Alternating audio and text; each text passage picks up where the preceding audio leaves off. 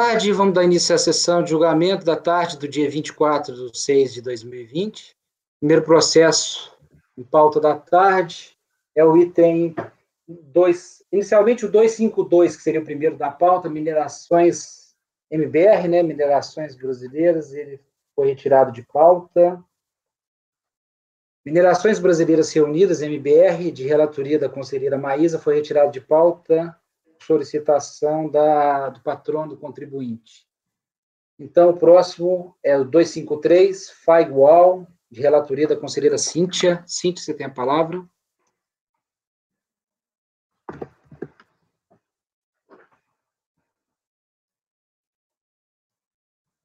Só lembra do microfone, tá, Cíntia? Lembrando que esse processo ele é paradigma. É repetitivo.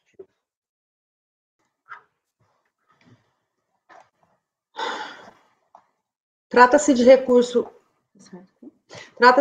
voluntário interposto contra acordo proferido pela 4ª turma da DRJ no Rio de Janeiro, que por unanimidade de votos negou provimento à impugnação para considerar devida a exação no montante de R$5.000.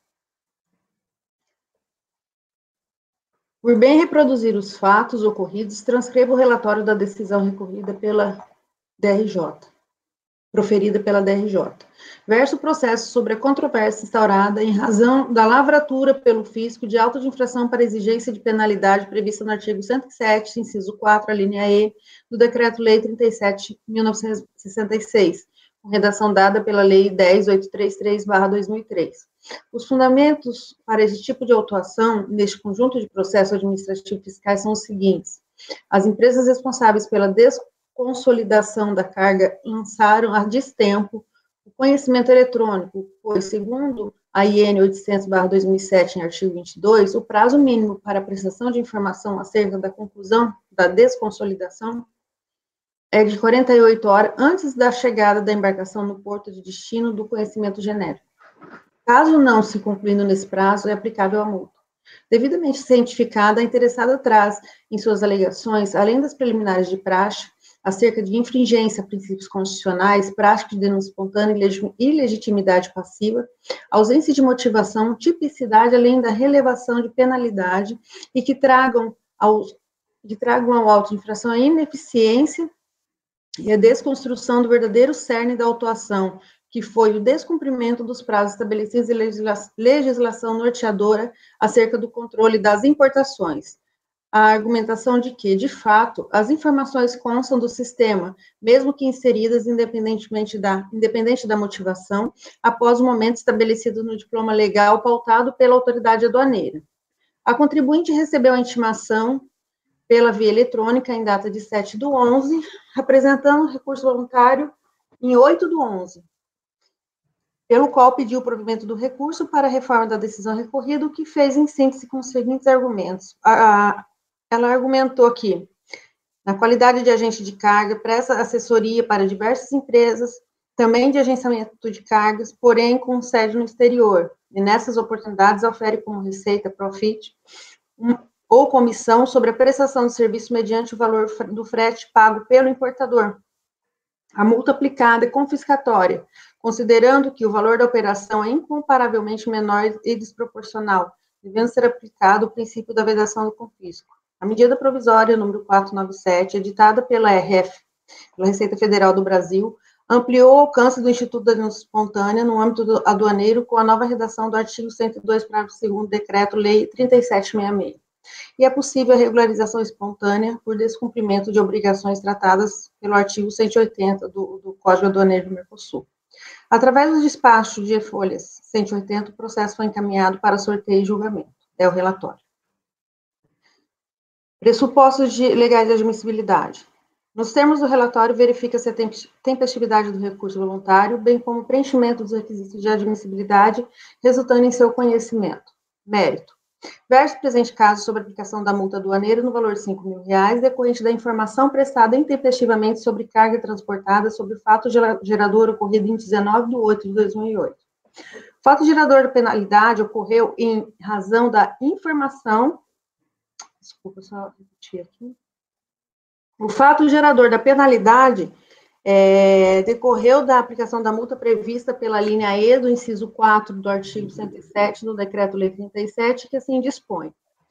Aqui eu transcrevi o dispositivo legal. Segundo o relato do auditor fiscal, o transporte com manifesto emitido em 15 de 8 de 2008 teve a seguinte cronologia, conforme documentos de folhas 15 e 28. Então, a embarcação ela chegou ao Brasil através do Porto de Santos em 17 de agosto de 2008, em que até o auditor fiscal considerou que ali se estabeleceu o limite para que a agência de navegação prestasse as informações sobre a carga constante a bordo, tendo como destino final o Porto do Rio de Janeiro.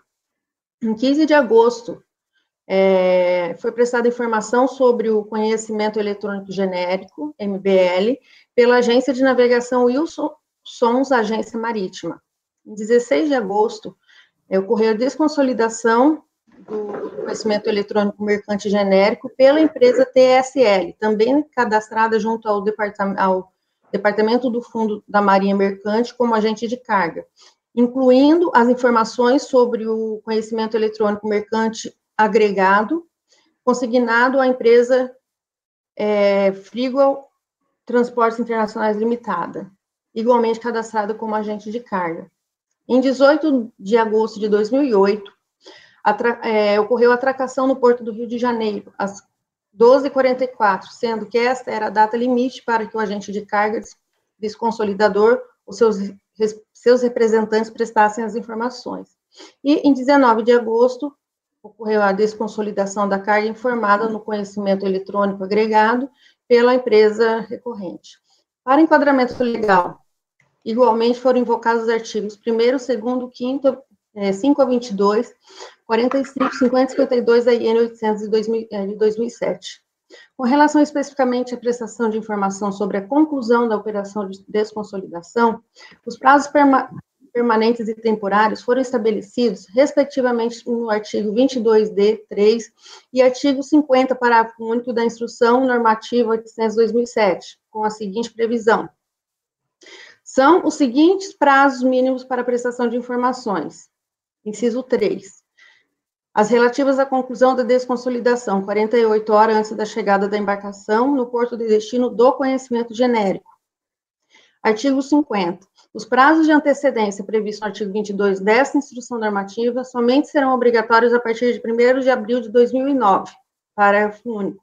O dispositivo no caput não exime o transportador da obrigação de prestar informações sobre, aí eu chamo atenção aqui para o inciso 2, as cargas transportadas antes da atracação ou da desatracação da embarcação em porto do país.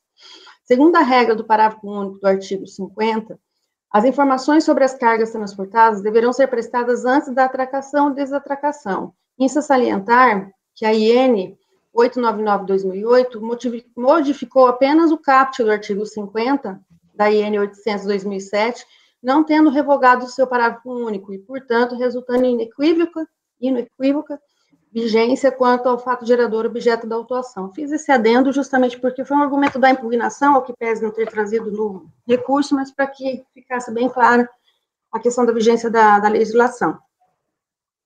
E, considerando as datas acima elencadas, restou aplicada a penalidade prevista pelo artigo 107 do Decreto-Lei 3766. 2.3. A recorrente contestou a autuação argumentando, em recurso voluntário, que o valor envolvido na operação foi bem inferior ao valor da multa aplicada, tornando-se demasiadamente onerosa para o recorrente e, portanto, configurando verdadeiro confisco. E solucionadas todas as pendências sem maiores problemas, entraves e ou intimações da alfândega brasileira, decorrido pouco tempo da chegada do navio, ocorreu a denúncia espontânea. Com relação ao argumento da configuração de multa confiscatória, eu estou aqui aplicando a súmula CARF número 2. Com relação ao argumento sobre a incidência do Instituto da Denúncia Espontânea, assim alegou a recorrente, considerando não se tratar de importação sujeita à pena de perdimento, concluiu a desconsolidação da carga de acordo com o contido no auto de infração, ou seja, para o caso em análise, efetuou a devida correção pouco tempo depois da atracação do navio. Solucionadas todas as pendências sem maiores problemas e entraves, Decorrido pouco tempo da chegada, houve a denúncia espontânea. Não cabe o reconhecimento da denúncia espontânea, uma vez que a prestação de informação a destempo ou a instrução documental intempestiva inviabiliza a regular fiscalização alfandegária das atividades portuárias, tipificando a conduta infracional na espécie e, por consequência, inadmitindo sua reparação.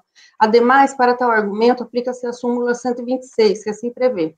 A denúncia espontânea não alcança as penalidades infligidas pelo descumprimento dos deveres instrumentais decorrente da inobservância dos prazos fixados pela Secretaria da Receita Federal do Brasil para a prestação de informações à administração aduaneira, mesmo após o advento da nova redação do artigo 102 do Decreto-Lei 3766, dada pelo artigo 40 da Lei 12.350 de 2010. Portanto, deve ser mantida a autuação contestada. Ante o exposto, conheça e negue o provimento do recurso voluntário. Só queria observar que essa súmula, ela é recente, né, do CARF, mas ela solucionou uma discussão antiga que havia com relação a essa aplicação do artigo 102, né, então, ali já se resolveu. Ok, Cíntia, obrigado. E até eu fui vencido nessa posição. Anteriormente eu era contra essa posição da súmula, e agora eu sou obrigado a seguir o entendimento da súmula. Né? Ok, está aberto os debates. Maísa? Cíntia, aqui a data, eu não sei, aqui tá, a atracação aconteceu no dia 18 de agosto. Uhum. E ele prestou as informações no dia 15 e 16? 19, porque aqui tinha o conhecimento genérico, tá? Que ele atracou dia 17 no Porto de Santos, com o conhecimento eletrônico genérico, que é esse final 765. E no dia 16, ocorreu essa desconsolidação inicial, tá? E foi emitido o conhecimento eletrônico agregado, que é esse 225, que é o objeto da autuação. O primeiro conhecimento, ele foi desconsolidado na data certa. Aí o segundo, que é esse genérico que foi emitido, consignado a essa recorrente, aí sim ele foi desconsolidado um dia depois. Não, mas a desconsolidação, ela realmente vai acontecer depois, porque é quando já atracou, né? A minha dúvida é quando que ele prestou a informação no sistema. Eu estava entendendo aqui que foi no dia 16, pelo seu resumo aqui. Não, com relação ao genérico. E aí, com relação ao objeto da autuação, que é esse agregado, que é o MBL 130, final 225, ele aconteceu dia 19, que é a última data aqui que eu coloquei. Mas aqui no seu negócio está falando, incluindo as informações sobre o CE mercante agregado, consignado à empresa FigWall e igualmente cadastrada como agente de carga. Então, no sistema, quando que entrou a informação no sistema?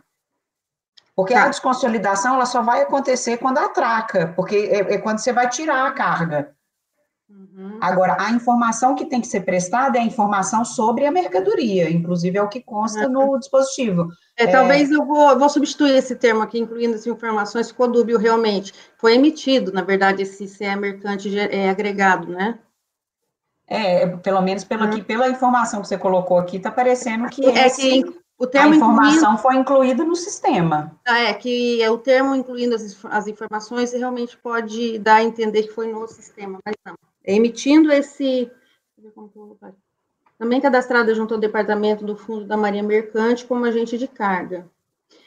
Quem incluiu a informação aqui foi emitindo o conhecimento eletrônico mercante consignado à empresa recorrente. Eu vou até trocar aqui. Foi emitido o conhecimento agregado.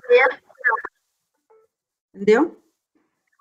Foi emitido. E nem é controverso isso, né, Cíntia? Nem a matéria é controversa. Não, o contribuinte... Ele não atendeu o prazo, tá tudo certo. Só que o que a Maísa está falando é que eu usei o termo incluindo o conhecimento, mas eu troquei, eu substituí aqui, ficou assim. Desconsolidação do CE mercante genérico pela empresa TSL, também cadastrada junto ao Departamento de Fundo da Marinha Mercante, como agente de carga, emitindo conhecimento mercante genérico agregado. Tá? E é esse daqui que foi depois? Foi. Eu troquei o termo incluindo por emitido. Não, a minha dúvida é porque o período aqui é anterior a 2009, né? Antes desse prazo aqui, de 48 horas. Por isso que eu incluí aqui, mesmo não sendo argumento do recurso voluntário, mas como foi um argumento da impugnação, eu postei aqui o item 2.2, porque, no meu ponto de vista, né, esses prazos aqui, quando foi a Instrução Normativa 899, ela alterou o prazo previsto pelo artigo 22, com relação ao caput do artigo 50, tá? Mas ela não inovou e não alterou o dispositivo aqui, ó, o dispositivo no caput não exime o transportador da obrigação de prestar informações sobre as cargas transportadas antes da desatracação. Essa é a questão. Nem é só uma questão de prazo, né? Ele tinha que... É isso. Então tá. Ok, Maísa? Ok. Maria? Com a relatora. Maísa? Eu acompanho. Pedro? Com a relatora. Renan? Com a relatora. Renata? Com a relatora. Sabrina? Com a relatora. Também acompanho. Então, acordo os membros do colegiado por unanimidade de votos em negar provimento ao recurso voluntário. Esse resultado aplica-se para o 254 a 271 repetitivo. Cíntia, que beleza, voto aduaneiro, né? Ai, uma delícia. Prefiro uma interposição fraudulenta que uma multa. Gente, agora, Renan, você tem o 272, Paulo Flores. Tem a palavra, meu caro.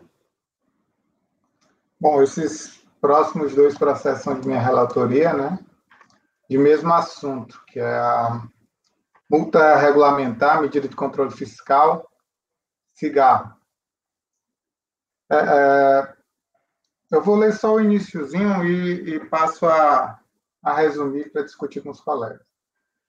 Traz a exame, auto de infração às medidas de controle fiscal relativas a fumo, cigarro e charuto de procedência estrangeira, com multa prevista no parágrafo 1 do artigo 3º, DL 399 de 1968.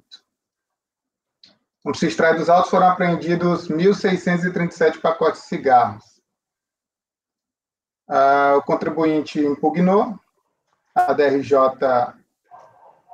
entendeu pela improcedência e o contribuinte recorreu ao CARF, fundamentando seu recurso, apresenta vasta matéria doutrinária e jurisprudencial, apontando para a aplicação do princípio da proporcionalidade da sanção do ato ilícito praticado, evitando assim o confisco do patrimônio do contribuinte. Ao final, requer a extinção da multa em respeito ao princípio de proporcionalidade, razoabilidade, não confisco e, subsidiariamente, reforça o pedido realizado em primeira instância pela minoração da multa aplicada. Esse caso aqui, ele é bem tranquilo e até inusitada a matéria de fato, que a autoridade perguntou para o contribuinte se ele tinha comprado, ele falou, comprei, está lá em casa, franqueou a entrada das autoridades, quando foi verificado esses 16.370 maços de cigarro, e foi dado voz de prisão ao contribuinte. E lavrado auto de infração. No recurso em si, não há uma discussão quanto a ser ele o real sujeito passivo da auto de infração. O recurso ele decorre suscitando os bons antecedentes do contribuinte, pleiteando a minoração da multa, e baseado em princípios constitucionais, proporcionalidade, razoabilidade, não confisco. Eu, basicamente, estou explicando a impossibilidade de apreciação desses princípios constitucionais, falo da súmula CARF número 2. Eu acho que não precisa fazer uma maior explicação dos processos, já que é uma aplicação direta da súmula CARF. E pelo exposto, eu voto por negar provimento. Trago ainda um acórdão como exemplo, o 3302, mas a matéria de direito em si é pouco discutida. É como voto. É súmula. Ok. Cereira Maria. Com o relator. Maísa. Acompanho. Pedro. Relator. Cíntia. Com o relator. Renata. Com o relator. Sabrina. Acompanho o relator. Também acompanho. Acordo os membros do colegiado por unanimidade de votos e negar provimento ao recurso. O 273. Mesmo assunto com as alegações completamente inversas. O contribuinte, o cigarro, nesse caso, ele foi encontrado em um armazém dentro de uma fazenda, e o contribuinte vai levantar nos seus argumentos que a fazenda estava arrendada, depois que a fazenda pertencia à sua esposa. Ele está no finalzinho do relatório, tá? Os argumentos são os itens A, B, C e D. Eu vou ler na ordem para não confundir. Então, item A questiona a ilegitimidade passiva da recorrente. Item B, ausência de provas de sua participação no evento criminoso. Item C, a propriedade onde os cigarros foram encontrados estava arrendada para terceiros. E item D, a fazenda de propriedade de sua esposa. São basicamente alegações de fato, né? Não há discussão contra o direito em si. E como o voto é curtinho, são 2 páginas, eu vou praticamente ler ele na íntegra, tá? Então, como já exposto, relatório em exame, auto de infração, medida de controle relativas ao cigarro. Pulando a legislação, eu trago que a autoridade fiscal realizou o lançamento em nome de Edivaldo Rosa Castilho, tendo em vista ser o proprietário da fazenda Paraíso Rio dos Bois, local onde foram apreendidos os cigarros. Ainda destaque de depoimento colhido do senhor Pedro Silva Nogueira, vaqueiro da propriedade. Segundo a testemunha, que mora no local, o galpão onde cigarros foram encontrados vive trancado com cadeado, sendo que somente o senhor Negrinho, alcunha de Edivaldo Rosa Castilho, o contribuinte, somente ele possuía as chaves. E ele traz ainda no depoimento dele, basicamente confirmando que quem movimentava as mercadorias no galpão era o contribuinte, que só eles tinham a chave, e vai mais ou menos depondo nesse sentido. Em seu recurso, o contribuinte destaca não ser o dono dos cigarros, ou mesmo da fazenda, juntando em recurso voluntário contratos de arrendamento, certidão de matrícula do imóvel e averbação de alteração do regime de casamento, de bens do casamento. Ressalta ainda que não ficou demonstrado pela polícia ou Receita o liame existente entre o recorrente e o fato que gerou a aplicação de penalidade. Analisando os documentos e provas juntadas, entende que não merece prosperar a defesa apresentada. Como se extrai da certidão de matrícula do imóvel, uma parte de terra situada nas fazendas Paraíso dos Bois, Volta Grande, tem como proprietário a esposa do contribuinte, né, casado sob regime de comunhão parcial de bens, com certidão do ano de 1998, portanto, após o casamento ocorrido em 1991. Desta feita, a certidão apresentada não faz prova do benefício do recorrente, pelo contrário, é indício de sua participação nas infrações do litígio. Afinal, nos termos do Código Civil, no regime de comunhão parcial, comunicam-se os bens que sobrevierem ao casal, na constância do casamento, salvo exceções. Vale destacar que parte dos contratos de arrendamento que ele junta no processo consta como arrendante o próprio senhor Edivaldo, indicando ser a propriedade comum ao casal, né? Ele participa do contrato de arrendamento. Entretanto, a propriedade da fazenda não deve ser somada como única prova da participação dos fatos em litígio. É também imprescindível somar o depoimento, que a gente já citou no início do voto, como já transcrito. Ora, se o recorrente, proprietário da fazenda, com testemunha afirmando que somente ele possuía as chaves do galpão onde foram encontrados cigarros, parece razoável a conclusão da autoridade fazendária de realizar o lançamento em nome do sujeito passivo identificado pela Polícia Civil. De outro lado, foi permitido ao contribuinte apresentar prova em contrário capaz de demonstrar a insubsistência do auto. Porém, a certidão de matrícula do imóvel, os contratos de arrendamento e a alteração do regime de casamento não são suficientes para tanto. Em relação aos contratos de arrendamento juntados aos autos, em todos é possível verificar que apenas parte das terras são objeto do contrato, não contendo nenhuma citação relativa ao galpão. Nesses contratos de arrendamento, via de regra, eles são bem específicos, consta até a existência de cercas, o objetivo do contrato de arrendamento, mas em nenhum desses contratos fala da existência do galpão, que dá a entender que não foi arrendada a propriedade relativa ao galpão. Desta forma, não há como se afastar o lançamento realizado pela autoridade fiscal, com base nos contratos juntados pelo recorrente. Por fim, quanto à alteração do regime de casamento, foi alterado para a separação total. Essa alteração foi realizada somente em 13 de março de 2012, portanto, quase 5 anos após os fatos objeto do presente processo. Desta feita, entendo que as provas juntadas pelo recorrente não são capazes de afastar a sujeição passiva. Voto por negar provimento ao recurso. Ok. Maria? Com o relator. Maísa? Acompanho. Pedro? Pedro? Microfone, Pedro. Com o relator. Cíntia? Com o relator.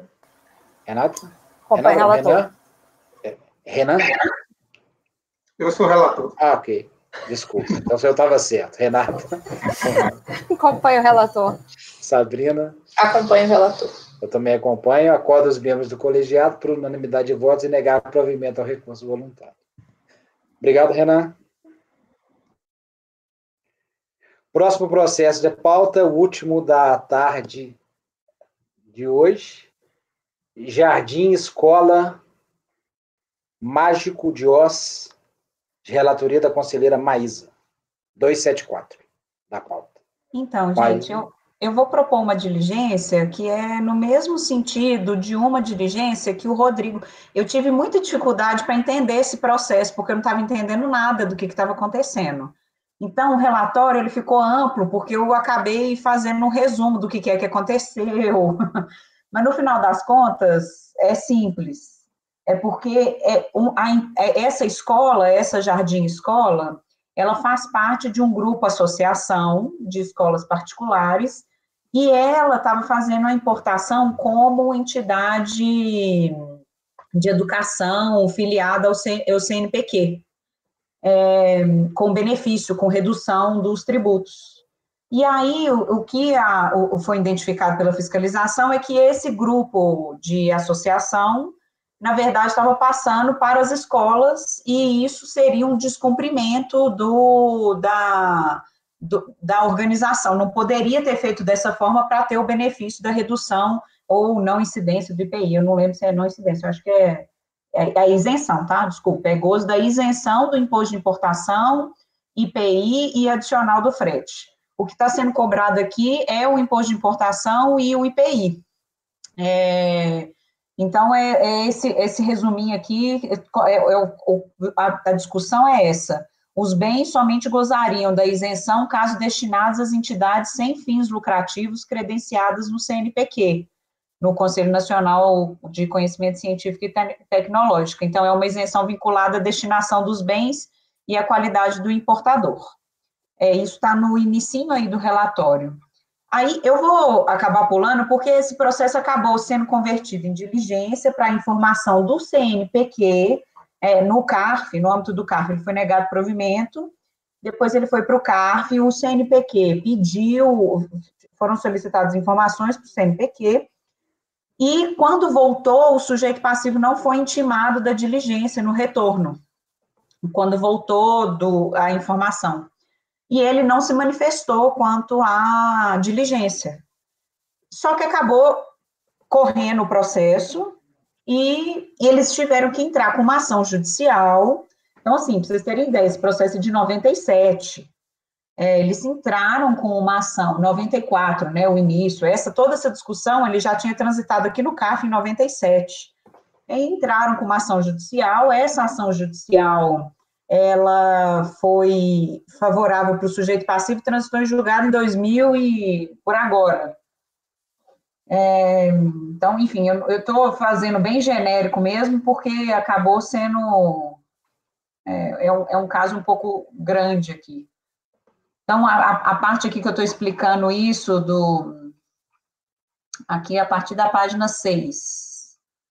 Como identificado no acórdão do TRF, teve uma nulidade, foi reconhecer, antes que ocorresse o julgado do recurso especial que eles interpuseram, a associação impetrou um mandado de segurança, buscando reconhecer o cerceamento do direito de defesa, tendo sido deferida liminar. Com a prolação de sentença, sem julgamento do mérito, foi cassada a liminar e o processo foi direcionado para cobrança.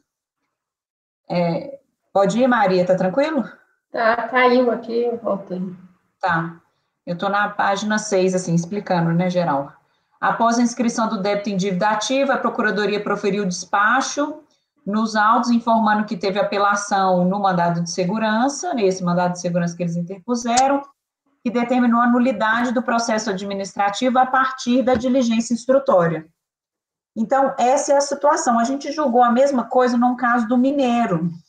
Então, eu vou direto ao voto, que eu acho que não precisa, a gente não precisa de ter todo esse respaldo aí do relatório gigante que eu coloquei, é só para vocês terem a ideia. E eu não sabia, mineiro, eu até coloquei esse processo aqui como complexo, porque eu estava achando difícil, mas no final das contas eu acabei achando essa diligência sua. Então, eu estou propondo fazer a sua diligência nesse processo. É a mesma coisa. Então, só algumas questões, né, porque o acórdão do CARF foi declarado nulo. A diligência, nesse caso aqui, ela é um pouco, e no caso do mineiro também, às vezes a gente vai ter que olhar isso depois, porque o que acontece? Eles acabaram adentrando em questões de mérito na diligência, antes de converter o processo para o CNPq, antes de solicitar informação, e eles reiteraram essas questões de mérito no acórdão final. Então, eu só fiz aqui uma observação, né? Então, vou ler aqui o que eu coloquei. Não obstante algumas questões de mérito tenham sido apreciadas quando da conversão do processo em diligência, essas matérias somente foram efetivamente julgadas pelo Conselho quando da prolação do acordo que foi julgado nulo pelo Poder Judiciário. Isso porque as resoluções são decisões interlocutórias que não possuem caráter decisório quanto ao mérito do processo. Nesse sentido, em conformidade com o artigo 63, parágrafo 5º, caberá a este CARF reapreciar as questões preliminares, prejudiciais e de mérito já examinadas pela Resolução 303.624, vez que anulado pelo Poder Judiciário o Acórdão 303.28558, por meio do qual aquelas questões foram efetivamente julgadas. O primeiro pleito das recorrentes se refere ao julgamento conjunto dos processos administrativos lavrados com o mesmo objeto em face da associação. As autuações teriam origem na mesma ação fiscal e o mesmo fundamento. Essas circunstâncias especiais, quando decorrente da mesma ação fiscal, evidenciam hipótese de conexão entre os processos, autorizando sua vinculação na forma do artigo 6º, parágrafo 1º, 1 do RICARF. Em conformidade com a decisão judicial proferida, estariam abrangidas pela conexão os processos final 9481, presente processo, o 9417, que foi retirado de pauta, mas que eu tinha pautado também, então eu não sei se eu coloco essa observação, que foi igualmente pautado, só que ele não vai ter sido julgado porque o contribuinte pediu para tirar.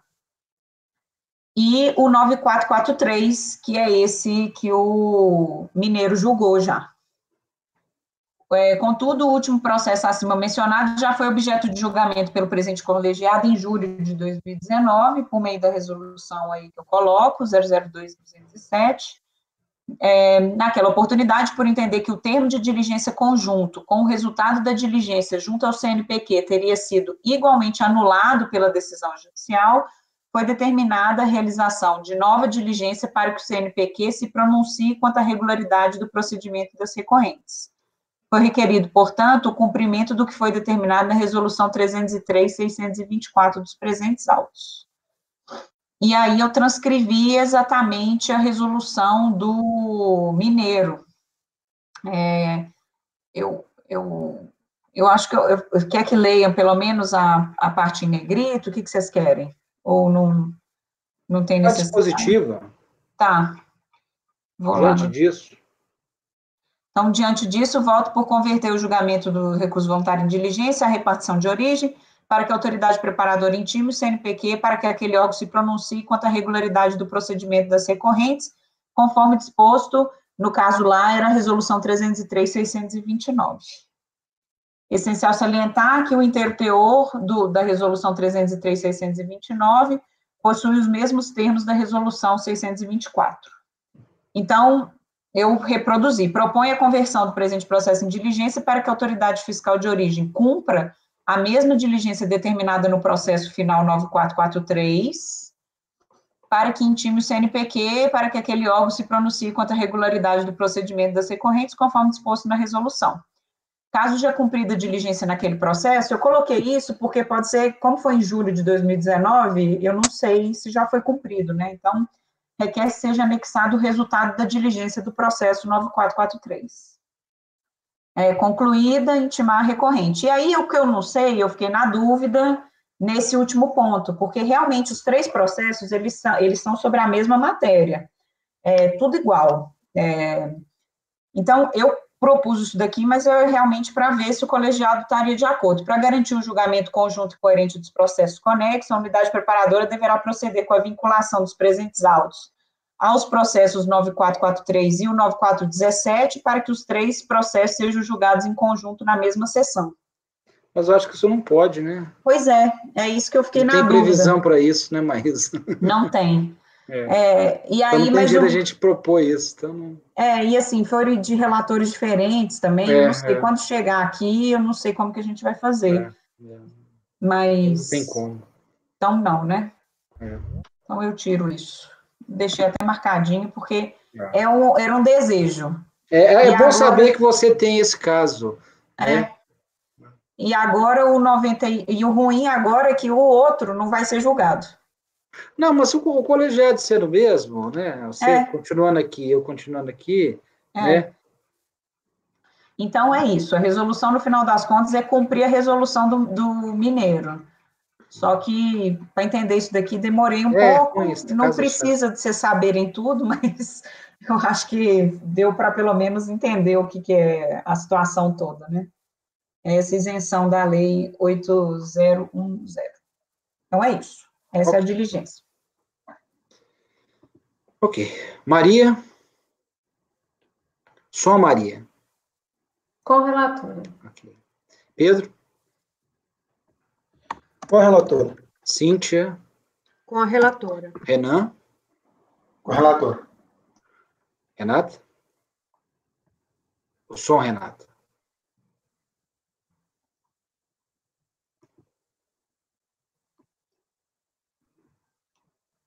Renata? Com o relator. Ok, Sabrina? Com a relatora. Então, resolve os membros do colegiado, por unanimidade de votos, em converter o julgamento em diligência nos termos do voto da relatora.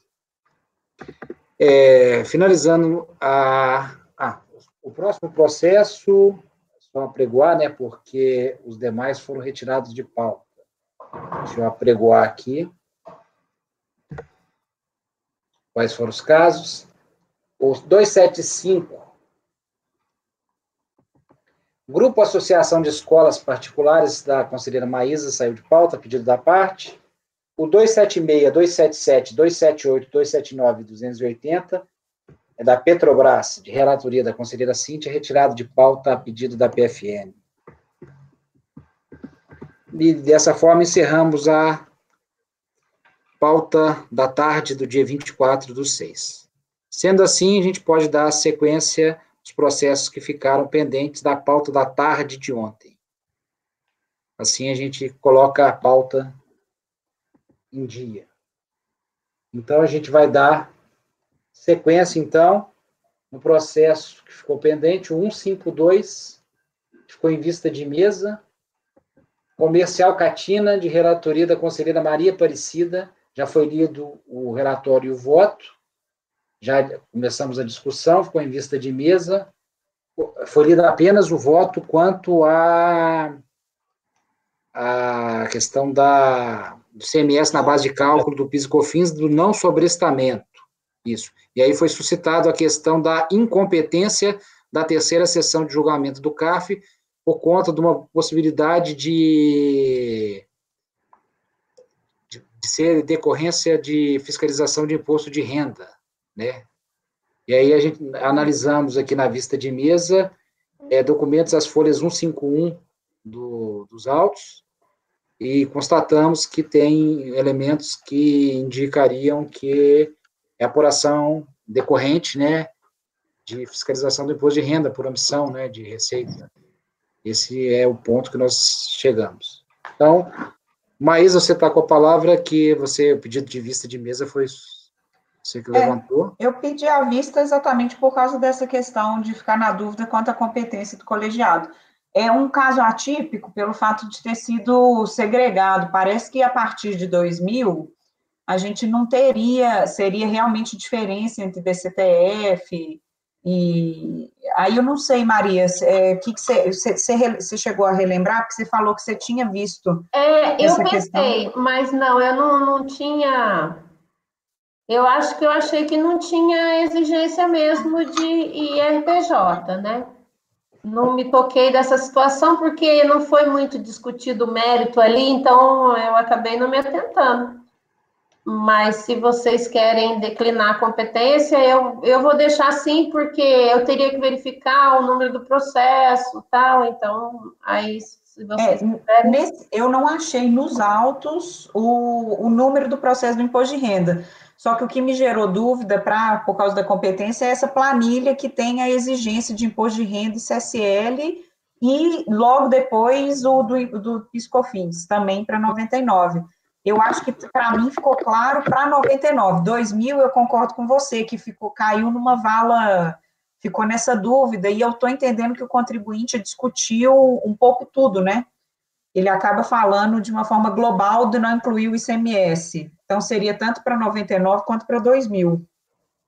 Então, eu acho que eu estou entendendo que a gente deveria declinar a competência com base no dispositivo do regimento interno, porque é uma competência absoluta, né? No caso, deveria ser a primeira sessão que deve analisar essas questões quando é reflexo do imposto de renda.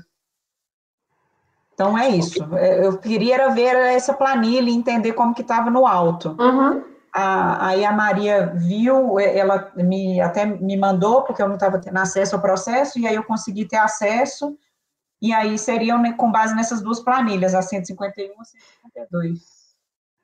Uhum. Mas, de toda forma, depois pode ser que volte, enfim, eles podem fazer, mas acho que o mineiro caiu.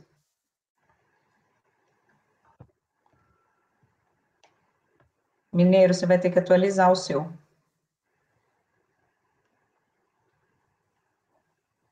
Vou mandar para ele.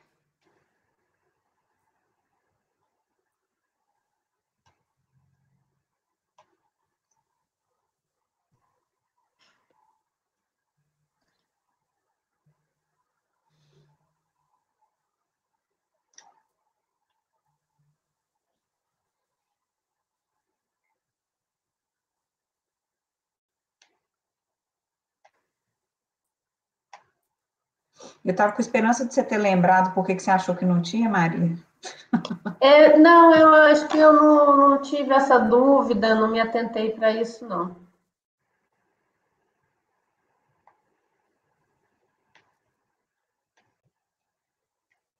Voltei?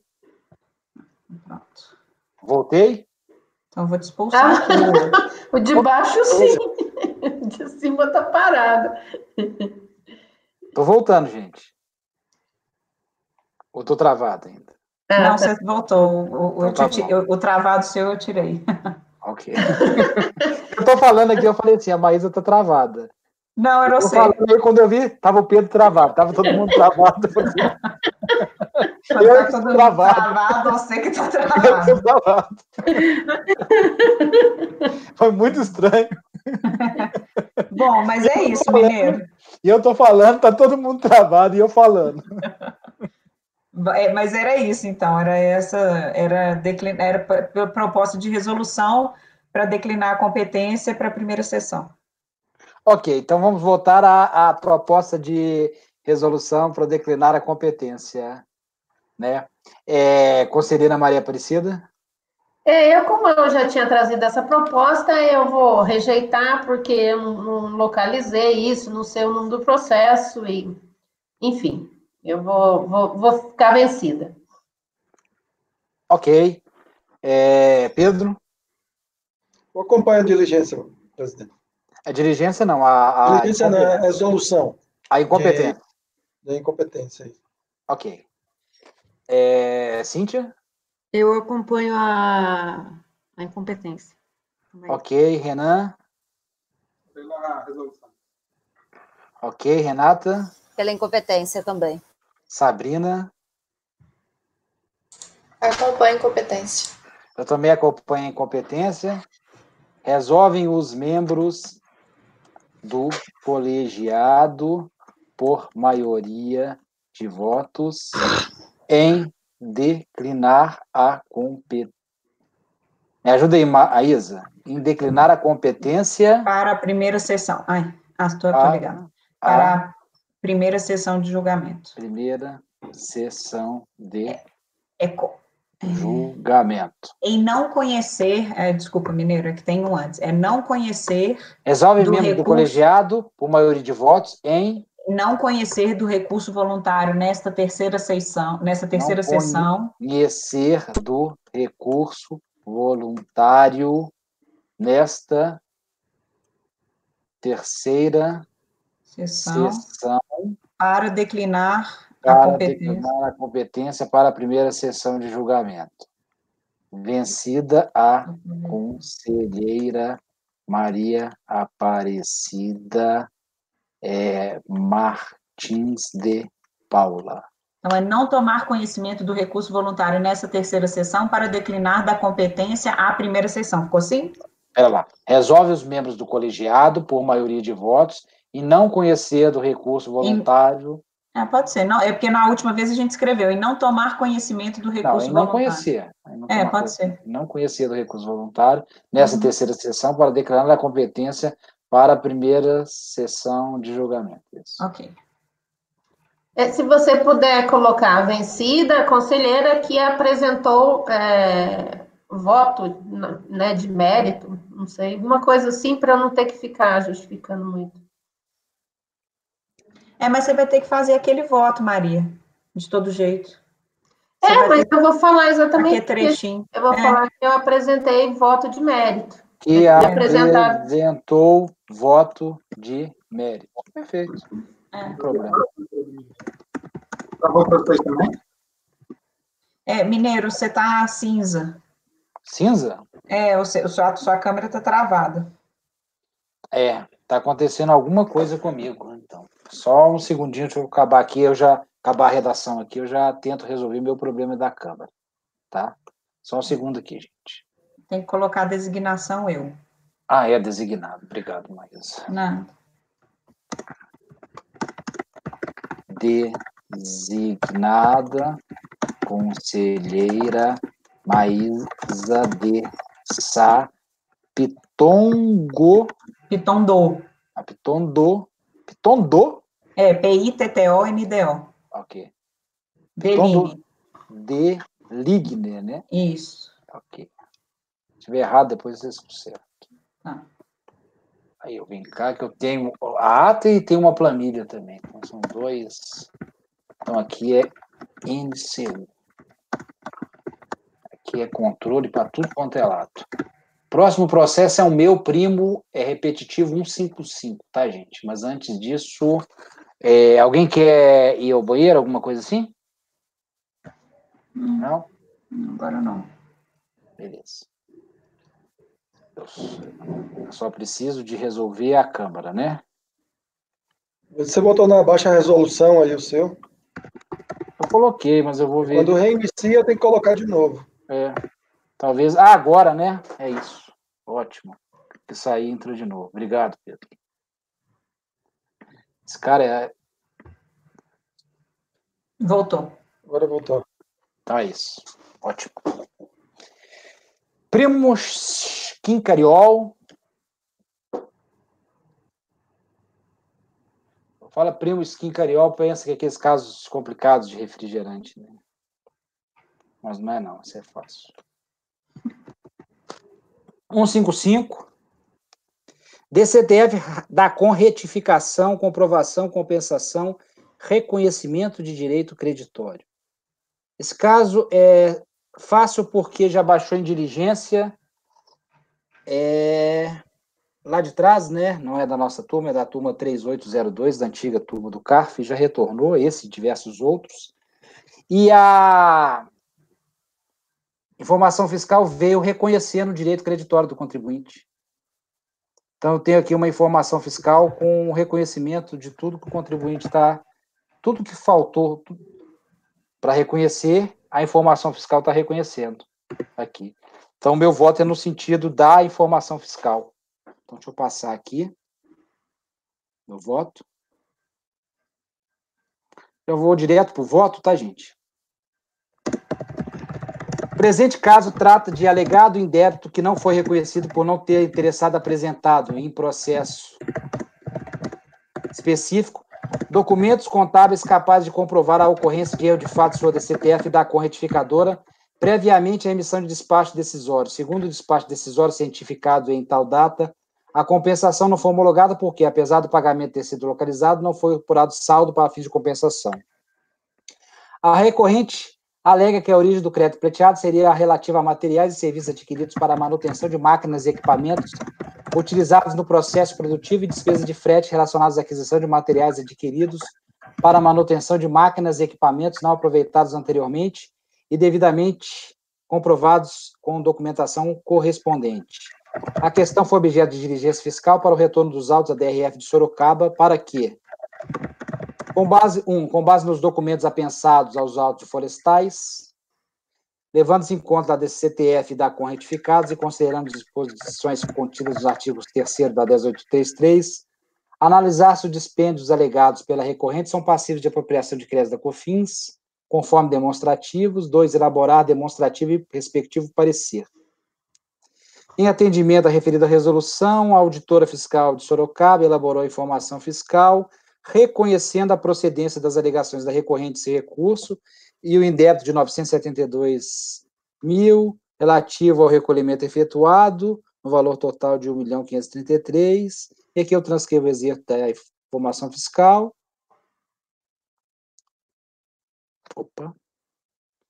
E aqui no final, na parte negrita, de todo exposto, resta confirmado que os dispêndios informados pela interessada são passíveis de apropriação de crédito da COFINS, conforme demonstrativo de folha 460, e que as informações apontadas pela recorrente em seu recurso refletem a realidade dos fatos apontados. Entendemos que está confirmada a apuração da COFINS, período de apuração 12 de 2005, no valor tal, com montante devido de 972.958,06, relativo ao recolhimento efetuado em 13 de dezembro de 2005, no valor total de R$ 1.533.614,45. Então, a auditora fiscal reconheceu tudo que estava em discussão nos autos. Constata-se, portanto, agora já sou eu falando, que a questão fática foi totalmente resolvida com a expressa manifestação da Unidade da Receita Federal do Brasil, por meio da informação fiscal DRF-CORT, 12 de 11 de fevereiro de 2019, no sentido de que os dispêndios informados são passíveis de apropriação de crédito da COFINS e pela existência do direito creditório passivo de compensação no montante requerido pela recorrente. Diante do exposto, volto por dar provimento ao recurso voluntário. É como voto que não há mais nada para a gente resolver, tudo foi reconhecido. Bem, conselheira Maria? Com o relator. Maísa? Acompanho. Pedro? Com o relator. Cíntia? Renan? Com o relator. Com o relator. Renata? Com o relator. Sabrina? Com o relator. Então, acordam os membros do colegiado, por unanimidade de votos, em dar provimento ao recurso voluntário. Esse caso vai aplicar do 156 a 173. Né? Porque esse caso demorou muito nessa diligência ainda do CARF antigo, né? Mas chegou e resolveu.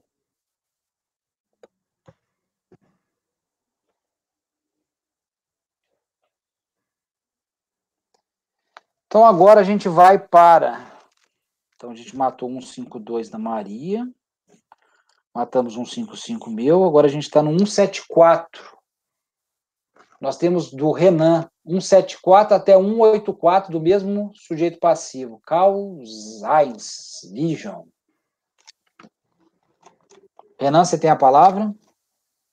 São processos idênticos, Renan? Tem dois processos que tem só um documento a mais juntado, mas que não muda em si a apreciação. Eu vou basicamente falar. Todos são propostas de diligência, é o tema já recorrente no CAF.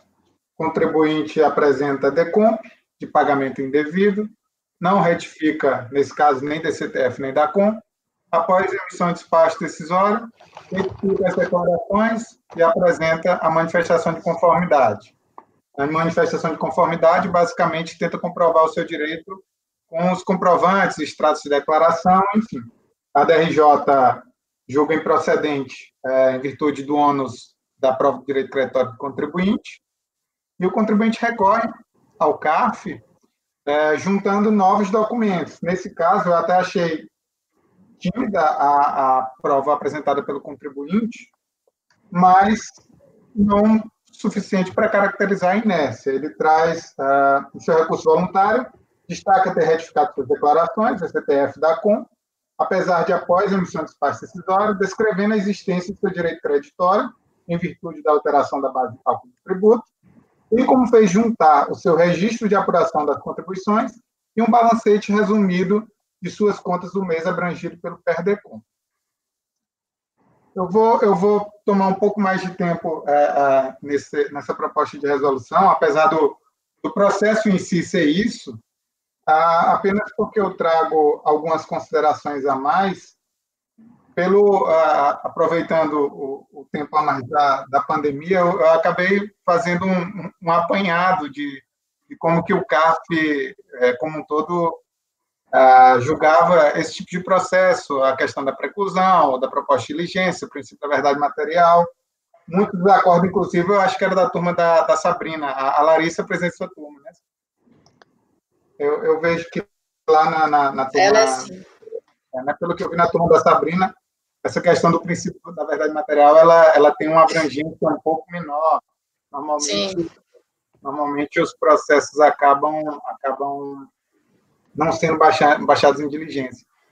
Essa nossa turma, pelo que eu vi, ela tem um entendimento basicamente consolidado da prevalência do princípio da verdade material, e eu concordo com esse entendimento dessa turma. Especialmente nos casos de PERDECOMP, eu tenho uma consideração assim, um pouco maior, mas um apego maior ao princípio da verdade material, porque, via de regra, até trago isso em minha proposta de diligência, que, via de regra, são despachos decisórios eletrônicos, né? Então, não existe uma fase instrutória, um momento em que o contribuinte possa apresentar esses documentos antes da decisão do auditor fiscal, que, via de regra, é basicamente um batimento entre declarações. E aí o contribuinte recebe esse despacho decisório, basicamente informando, olha, seu pagamento está alocado. E ele justamente procura agir em sentido contrário ao despacho decisório, que é o quê? Eu vou retificar as minhas declarações. E apresenta o comprovante das retificadoras, e ainda assim a manifestação de conformidade é julgada improcedente pela ausência de lastro probatório. Como agora ele traz algum documento, além dos extratos das retificadoras, eu entendo que ele deve sim ser baixado de diligência.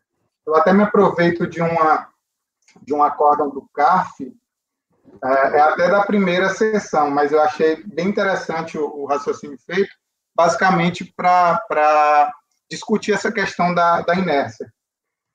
Eu vou dar uma lida nesse parágrafo, começa por o CARF, o 5º parágrafo do voto. O CARF tem ainda consolidado jurisprudência no sentido de se admitir a apresentação documental em sede de recurso voluntário, desde que não seja reflexo de inegável desígnio do contribuinte, inovação jurídica ou que se trate de documentação essencial à instrução do processual desde o seu início. Nesse caso específico, não se pode alegar a inércia do contribuinte, pelo que eu já comentei. Inovação jurídica, não há nem o que se comentar, claro que não é. E também não era documentação que deveria estar juntada no processo desde o seu início, já que, como eu comentei, são decisões automáticas que sequer é dado direito ao contribuinte a juntar o documento. Um detalhe é que, nessas apreciações de PERDECOMP, ainda que o contribuinte receba um comunicado de divergência, hoje o sistema ele faz isso, se ele verificar uma divergência, ele faz uma análise preliminar e informa o contribuinte, olha, eu encontrei uma divergência. Mesmo nesses casos, não é facultado ao contribuinte a juntada de documento. Basicamente, ele deve verificar o PERDECOMP, retificar o PERDECOMP as declarações dele. Então, Eu fiz um raciocínio um pouco mais longo, basicamente para me convencer e tentar convencer o colegiado da necessidade da diligência. Um detalhe a mais que eu nem trago no voto, mas que eu até fiz uma comparação, mas nem trouxe por escrito, com o que ocorre, por exemplo, nas declarações de imposto de renda. Não sei se o colegiado tem conhecimento, mas se o contribuinte recebe uma notificação de lançamento automática e ele não atende a intimação ou não é intimado, ou seja, não é intimado ou não atende a intimação, e ele ainda assim recorre tempestivamente, esse recurso antes de subir para a DRJ, ele passa novamente na delegacia para que seja apreciada a matéria de fato. Eu acho que o PERDECOMP carece de uma legislação nesse sentido, talvez, se essas decisões automáticas, quando fundadas em erro de fato, em novos documentos apresentados, fosse feita uma nova apreciação ainda na delegacia, talvez processos como esse não chegassem até o cargo. Mas era só umas considerações a mais que eu gostaria de fazer, tá, presidente? Então, em conclusão, voto pela conversão do julgamento em diligência, para que seja apreciado o julgamento juntado aos autos, como prova do direito creditório, sem prejuízo da realização de intimação para solicitação de outros documentos necessários para apreciação do alegado pela recorrente. Após apreciação, realizar a ciência ao contribuinte, conferindo prazo de 30 dias para a manifestação, retornando os autos ao cargo para o julgamento. É como voto. Os outros dois processos, a única diferença é que, além do registro de apuração das contribuições e do balancete resumido, ele traz ainda mais matéria probatória, livros contábeis, enfim. Mas todos eu estou baixando diligência da mesma forma, mesmos quesitos. Ok, Renato. Obrigado. Algum esclarecimento, gente? Algum ponto?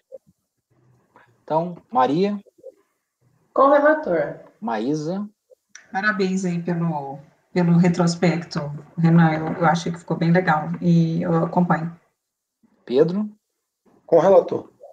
Cíntia. Com o relator. Com o relator. Sabrina. Com o relator. Eu também acompanho. Então, resolve os membros do colegiado, por unanimidade de votos, converter o julgamento em diligência nos termos do voto do relator. Aplica-se, então, no 174 até o 184. Sabrina, então, a sua turma é mais conservadora, então. Demais. Eu faço votos longos, mas sempre acabo vencida. Lá eles são bem... preclusão. Se você não, mesmo que no curso do processo existem elementos após despacho decisório ou adesão de DRJ, é preclusão. Renan, só uma coisinha, eu sei que a gente já votou, mas fala que tem que ser elaborado relatório fiscal. Eu sei que você não colocou, é porque você falou sejam apreciados. O relatório de evidência, né? Elaborar um relatório apreciando os documentos, alguma coisa assim, entendeu? Só para não ficar solto. Obrigado. Vou anotar aqui depois.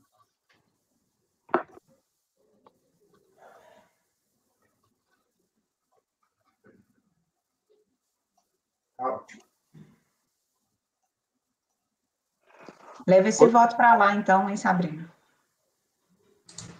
Não adianta.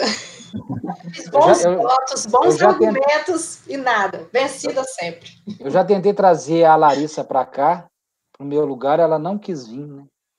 Não? Não, quis não.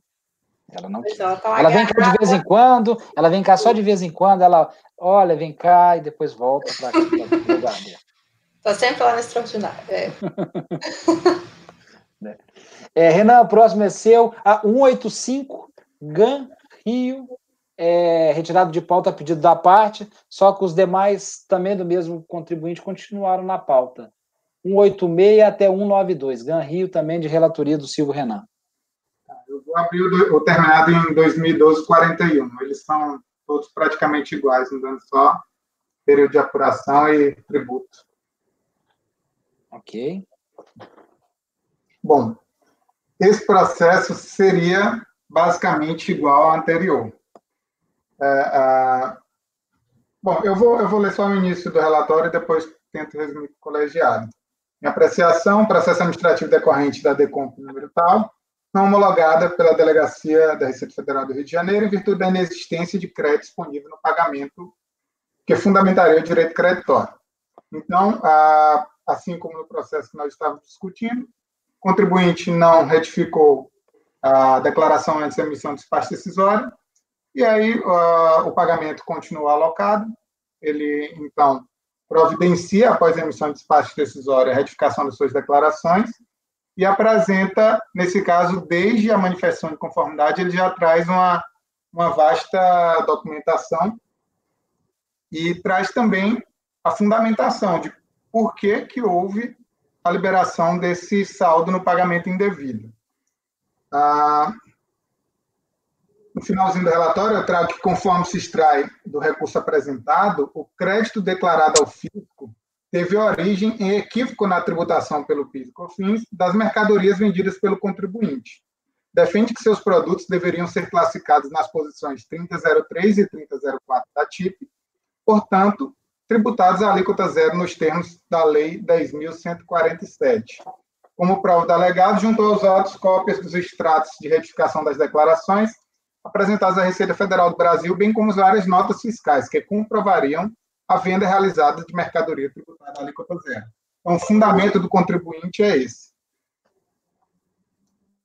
E, a princípio, como processos nesse sentido seriam baixados para diligência, ocorre que o fundamento do contribuinte não persiste. Então, a documentação de fato sequer carece de ser apreciada.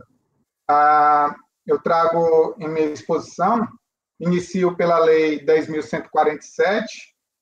Eu queria só a atenção para as partes em negrito, a questão das classificações 3003 e 3004, reduzidas à alíquota zero pelo artigo 2º, mas no final do artigo 2º ele traz que, pelas pessoas jurídicas não enquadradas na condição de industrial ou de importador. É justamente nesse sentido que eu vou fundamentar o meu voto pelo indeferimento do direito creditório do contribuinte, como eu passo a explicar. Com a reclassificação de suas mercadorias, o contribuinte realizou a retificação de seu DACOM, reduzindo o montante do tributo devido e, portanto, fundamentando seu direito creditório. Essa parte aqui eu vou pular, que eu acho que eu já falei isso. Eu vou então, para o parágrafo que começa com, assim, como já exposto, é onde tem o regulamento do IPI. Como já exposto, a recorrente fundamenta a retificação de suas declarações, seu crédito, com base no artigo 2º da Lei 10.147, alegando não ser pessoa jurídica industrial ou importadora, conforme demonstrou a folha 160 e 161, que é justamente onde ele traz o fundamento legal, que é o artigo 5º do Decreto 7212, que não se considera industrialização a manipulação em farmácia para venda direta a consumidor de medicamentos oficinais e magistrais mediante receita médica. Então, essa é a questão central do processo. Não se considera industrialização quando essa manipulação em farmácia seja para venda direta a consumidor mediante receita médica.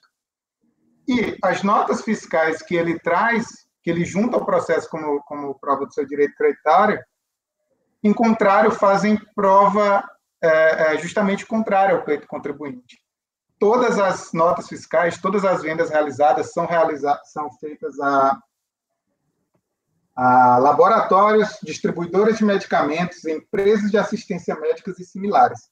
Não há sequer um documento que faça prova da venda mediante receita médica ao consumidor final, como exige a exceção prevista no decreto, no regulamento do IPI. O tema, inclusive, foi tratado posteriormente na solução de consulta COSIT 48 de 2018, que ela traz expressamente e claramente de que é considerada industrialização quando a venda é realizada para esses contribuintes que eu citei anteriormente. O CARF, inclusive, já teve a oportunidade de apreciar outros períodos relativos ao mesmo contribuinte, então são processos praticamente idênticos, decidindo de forma unânime pela improcedência do recurso, como no acórdão do conselheiro Marcos Antônio Borges, que é basicamente a mesma fundamentação que eu estou aqui me aproveitando. Quanto aos outros argumentos contribuintes, são subsidiários, não é demais Quanto à necessidade de diligência e apreciação probatória, entendo que os documentos juntados aos autos são suficientes para verificar a improcedência do recurso ora em litígio. Se necessário, portanto, a análise ou produção de novas provas. Destaque-se que, assim como decidido pelo colegiado de primeira instância, cabe ao recorrente a apresentação de prova constitutiva do seu direito creditório, e, nesse caso, apesar de ele trazer documento, não traz um direito creditório, né? Não comprova. Por fim, quanto à solicitação de intimação pessoal dos patronos, súmula CARF 110. Pelo exposto, eu voto por negativo. Aplicável a todos os outros processos. Ok. Abertos os debates? Não? Então, Maria. Com o relator. Maísa. Vou acompanhar o relator também. Ok, Pedro. Acompanha o relator. Cíntia.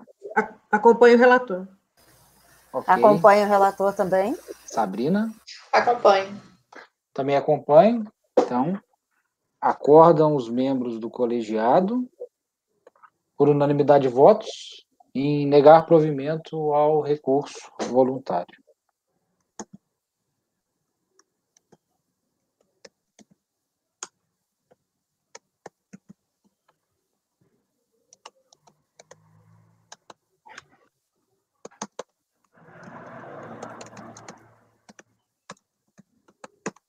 Todos iguais, né, Renan? Todos. Ok.